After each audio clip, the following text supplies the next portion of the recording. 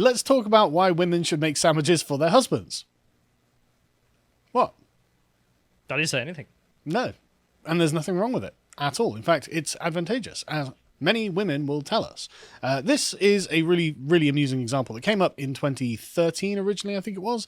Yeah, so this woman called Stephanie Smith, she's a 30-something colonist, and she's hanging out with her boyfriend one day, and she's like, well, you know, you're gonna buy me a ring? He's like, well, maybe after you've made me 300 sandwiches. And she's like, right, okay, I'll get to work then. And I like that kind of attitude. It's like, right, that's no problem at all. I can make 300 sandwiches for an engagement ring. And so she says, naturally, what's a woman to do other than get her butt into the kitchen and start slicing bread, meat, and cheese? I mean, Yeah, it's a good attitude, to be honest. I like that attitude a lot. As of this week, back in 2013, the senior reporter had made 124 sandwiches. Oh no, she had 124 sandwiches to make before he'll buy her the ring.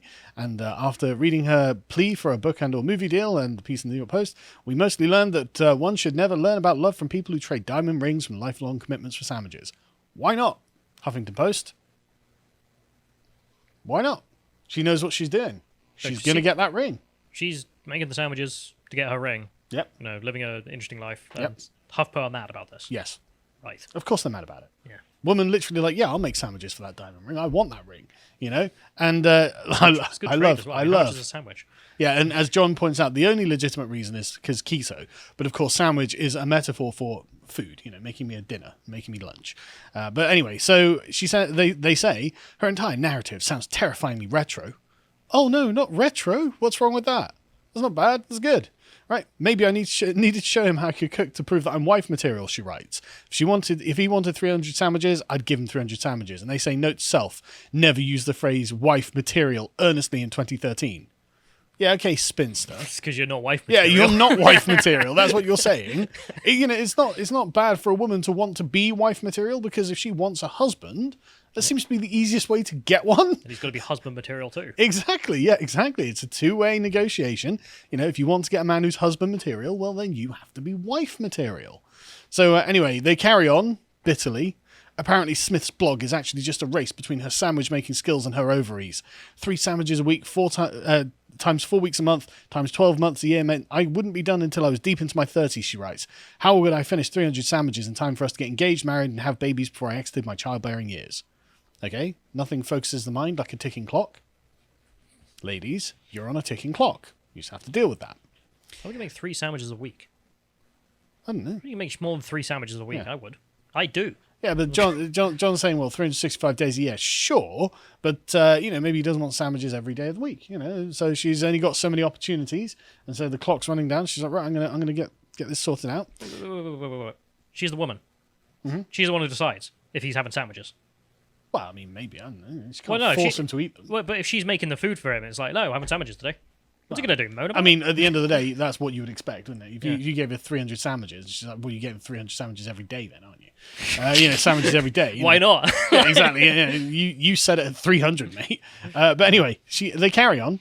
Her charming boyfriend wants the women of the world to know just how little we know about the men in our lives.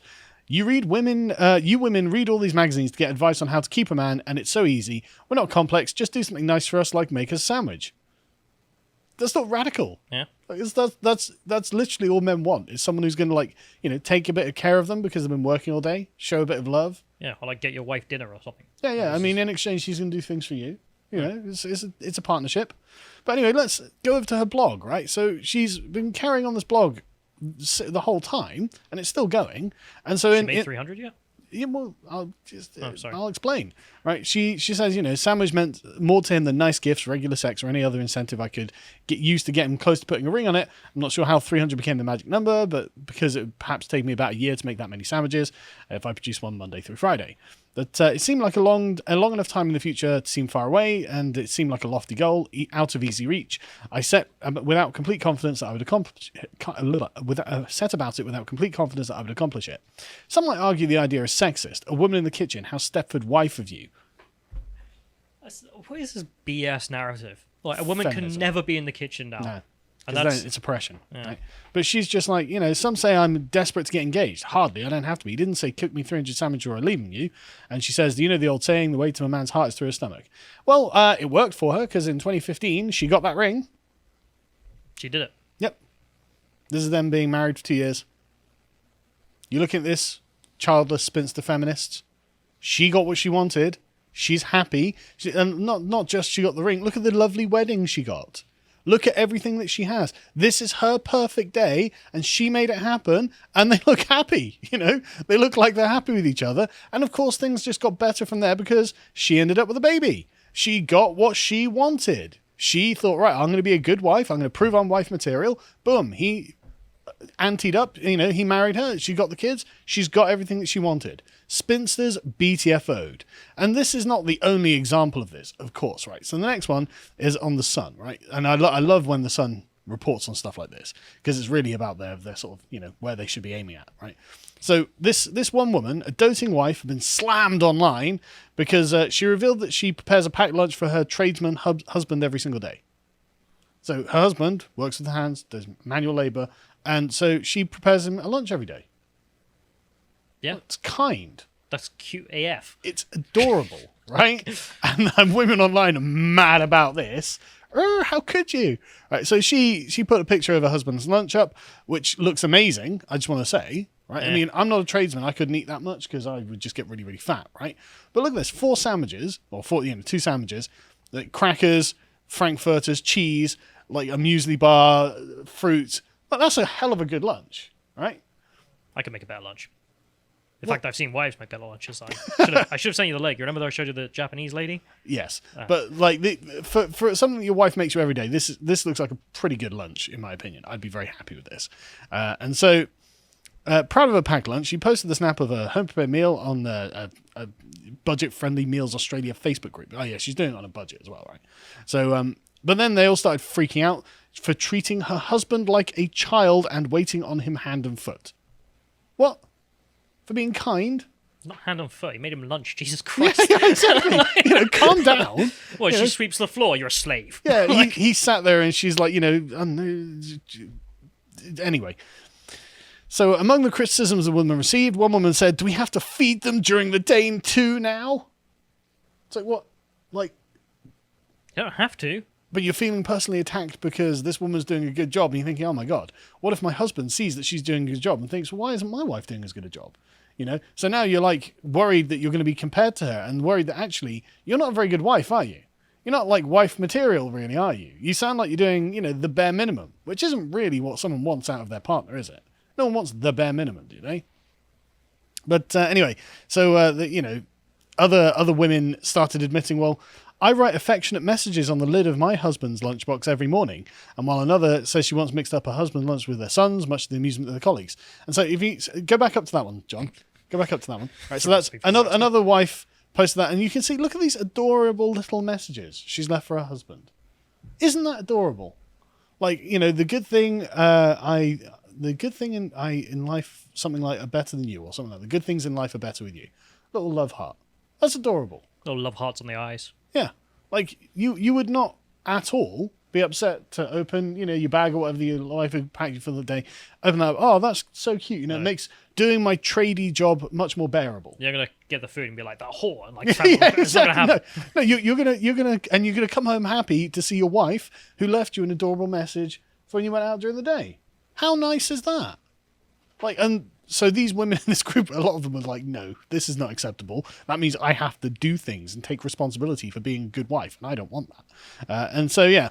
And a pensioner who made her lunches for her husband every day until he retired praised the people who take the time to do this, saying it's fast becoming a thing of the past. Well, why? Because of feminism. Feminism teaching women that they don't have any responsibilities and that they shouldn't have any, you know, care or love for the people around them, which is awful. And so this whole thing was triggered by me seeing another Sun article. I don't know how I keep seeing so many Sun articles. John sent it to me, right? Okay, that's why. He always sends me data stuff because he loves these segments. But anyway, this is a great article. I really enjoyed this, right? Because this woman, if you can scroll down a bit so people see the title, right? She's just like, look, I'm a full-time wife. It's like, wow, breaking news. Woman is happy being a wife. You know, she gets up at 6 a.m. to make my husband's breakfast and clean. And if women looked after their men like me, they wouldn't get divorced. Be shamed, women. This woman is like, look, all you have to do is be a good wife and your husband won't leave you. Do you not get like the Chad energy from this as well? Oh yeah, She's like, yeah, I'm a Chad wife. peak Chad. Like she's gorgeous. She's got a big happy family. Her husband looks like he's thrilled, and she's just like flexing all of these divorced or singleton women, being like, yeah, you know why you don't have this? Because you suck. Because you're not wife material. Look at me. I've got an amazing family. It's awesome, right? I love this. So she what's interesting though is that she was privately educated, and then just like, nah, I'd rather be a mum. And so her and her husband have been together since she was like 16 or something, and at 19 she had children, had her first child, and she loves being a traditional wife with no interest in the career. She's married to Phil, who owns a plumbing business, so he's a successful, productive man, and she says that staying at home and being feminine helps their marriage to flourish. And that screeching you can hear in the distance are fat, childless, purple-haired feminists. Just, you can hear it. Just be feminine and be a homemaker, and you'll have a great marriage, is what she's saying, right? She says, I believe that one of the reasons there are so many failed marriages is that women don't behave in the way that men want. I mean, she's not wrong, is she? I know my husband likes to be looked after and for me to be feminine so he can be masculine. We balance each other out. Just Chad traditional housewife, just being like, yeah, just be a woman. Don't be a screeching harpy. Why have I got to say this? Yeah, exactly. It's just, your grandmother would have known this. Anyway, so she went to this private school and was like, I don't want to go to university. I want to be a mum. And her decision to become a teen mother, I love it, teen mother. She's 19. I mean, she's not like 12 or 13 or something. But anyway. Yeah, this isn't an Islamic country. No. But this stunned many of her school friends who now hold down big careers as lawyers and doctors. Yeah. And they probably go to their therapists and say, why can't I find a husband? They're probably like, yeah, I'm out earning every man I know. Why won't a man touch me? And she's there just like with her Chad huge family, just being like, listen, losers, Don't let that Californian woman look at us. Exactly. Yeah, exactly. Avert your gaze, children. So anyway, so her mum, her parents were like, well, hang on a second, we wanted you to go to university, and she was just like, no. But this was quite their parents were quite annoyed, but apparently they're all right with it now because they've got a bunch of grandkids, and what kind of parents can be annoyed that you've got a bunch of grandkids? Grandkids are awesome. So the Sun say millions of Brits returned to their places of work for the first time earlier this month, having worked from home all throughout the pandemic, but Bronte is glad she's not one of them and believes that women cannot have it all. So she's woke on feminism. Women, you can have everything. She's like, nah, but you can be happy, if that helps. She says she's perfectly happy staying at home while Phil earns the money. She cleans all day and then goes to bed around 11 p.m. And she says, I love homemaking. It's my favourite thing to do. And that's all right. If that's what you enjoy, if that's what you want. And I saw another post about this, like, going around. I posted on my Facebook page, where it's just some, like, 19-year-old woman or 20-year-old woman going, like, I've got to work until I'm 65 before I can retire, and all I want to do is be a wife and mum. Who made these rules? Feminists. Feminists made these rules. But if you're lucky, you can find a man who's not interested in playing that game, and you can be the wife and mother that you want to be. It's not hard. It's my wife's doing, in fact. But anyway... So she believes that everyone can make their own lifestyle choices, but she only wanted to be a traditional 50s styles mother. My parents paid a lot of money, but I just wanted to be a stay-at-home mum. Being a mum was all I could think about. Something was missing until I had her, which is her daughter. And she argues that people who belittle young mums are foolish because bringing up children is hard work, which it is. She says years ago, if you hadn't had a baby by the time you were 20, you were considered to be a spinster. Now it's the reverse. It takes an intelligent person to bring up children. People say I'm wasting myself, especially because I went to a private school, but I simply take a relaxed approach to education. I don't think university is the most important thing. And I agree. I don't think it is the most important thing. I think actually having the life that you want is the most important thing. And she's got the life that she wants. Notice how she's not like posting on Twitter, I'm depressed. These are my mental health issues that I'll list in my bio. I just wish I wasn't being oppressed by the patriarchy. Oh, my life's terrible. Oh, I'm so sad. No, she's happy. She's healthy. She's having a great life. And she's doing it on her own terms. And all the feminists are just screeching about it. But she says, well, look, I am anti-feminist. She says there could be so much pressure on women to saturate the male environments that traditional femininity can become completely discredited and undervalued. I think that's true. There's nothing wrong with being a traditionally feminine woman. In fact, it's actually very advantageous. Because if you think, like in my own life, I've seen this many times, where like very feminine women just happen to get on really well with men. Because men happen to respond to women playing the feminine role. They know what's expected of them. And if a woman is sort of playing that game, then it's very easy for them to get exactly what they want out of pretty much every man around them. you know? But anyway, she says, it's considered wasteful of a woman's education to just be a housewife. It's almost as if homemaking is only an appropriate occupation for a woman who has little intellect or prospects. Actress Emma Watson once said, feminism is not a stick with which to beat each other, but so often feminism seems to invoke a shame of being too traditionally female, where it should be a celebration of female choice. So here I am, a privately educated and strong-minded woman who is choosing to live the life of a traditional housewife. I couldn't be happier with it. Fantastic. Yeah. Chad housewife flexing on the lonely feminists. I'm like, yeah, enjoy your cats.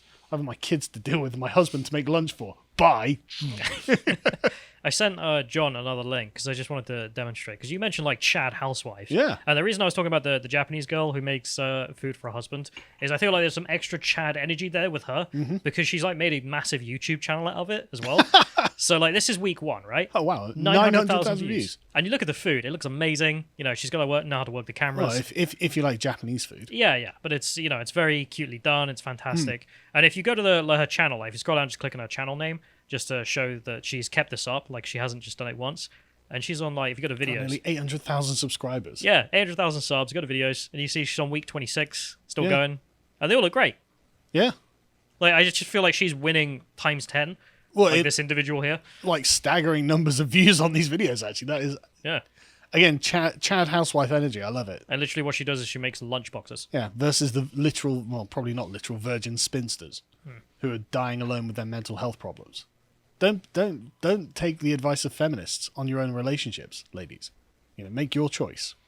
If you enjoyed that segment from the podcast The Lotus Eaters, you can go over to lotuseaters.com to subscribe to get access to all the premium content we have. The way the site works is that you have bronze, silver, and gold tier subscriptions. The bronze being £5 a month and allows you to get access to all of the premium content and leave comments on the articles. And we've got a new feature for the silver tier, and the silver and gold tier, which is having all of the premium articles accompanied by an audio track of a very smooth British voice reading, as you can see on the screen there. It's only an 11-minute listen, or it's however long it takes you to read the article. So that's for convenience. So that's for gold and silver members. And we've also got all of our regular great content, which we're all really proud of. I mean, the premium podcast we have here is Progressing to Destruction, where that's just a lot of work, where it went into examining exactly what the consequences of mass immigration have been in Britain. And this was a great deal of effort to put together, and we didn't really want it being taken down from YouTube or anywhere else, so we're hosting it on our site, and we're very pleased with, well, what is, I suppose, a bit of a negative response, but not because of anything we've done, but because of the facts of the matter, it seems. But we also do various other premium podcasts, like The Contemplations, such as Are There Human Rights? Well, it depends on whose definition of what a human right you are using is. And of course, we do our regular history podcast called Epochs. This week's was The Sea People, the Terror of the Bronze Age. I really enjoyed doing this one because there was a great collapse about 3,000 years ago of the entire economy of the Eastern Mediterranean, and it seems that a bunch of piratical raiders may have been partially responsible for that, and possibly inspired the Trojan cycle from Homer. So we discuss that in that. And of course, we do our book club. For some reason, I decided that we'd highlight the George Orwell ones that we've been doing. So we've got his Road to Wigan Pier, and of course, the classic 1984. And I'll probably do Shooting an Elephant next. Have you ever read that? Not heard of it. It's really interesting. It's about George Orwell's time as a colonial administrator and police officer in Burma. And at one point in his narrative, an elephant goes on the rampage in a village and is killing people and destroying houses. So he has to go down and shoot it. And it is an absolutely fascinating look at the sort of colonial dynamics. The reason I haven't done a book club this month so far is because I'm currently going through the Critical Race Theory Bible. As you can see, it's 500 pages long, and I'm about 2/3 of the way through. And there are going to be many very in-depth book clubs coming out of that, because the things they believe are crazy and conservatives need to know about them. Last thing to mention, of course, is if you'd like to see us live, you can come to our live events. So the one we have coming up, I think Saturday is sold out, but Friday still has tickets if you'd like to come. So we're going to have Andrew Lawrence down as the secret guest for that one, to be the comedian. Not so secret now. Not so secret now. And Count Dankula, Carl, and I'll be giving a secret speech about a topic I don't want to ruin now. Yeah. But that's that. But anyway, if you'd like access to all that premium content, please go over to lotuseaters.com, subscribe. Thank you.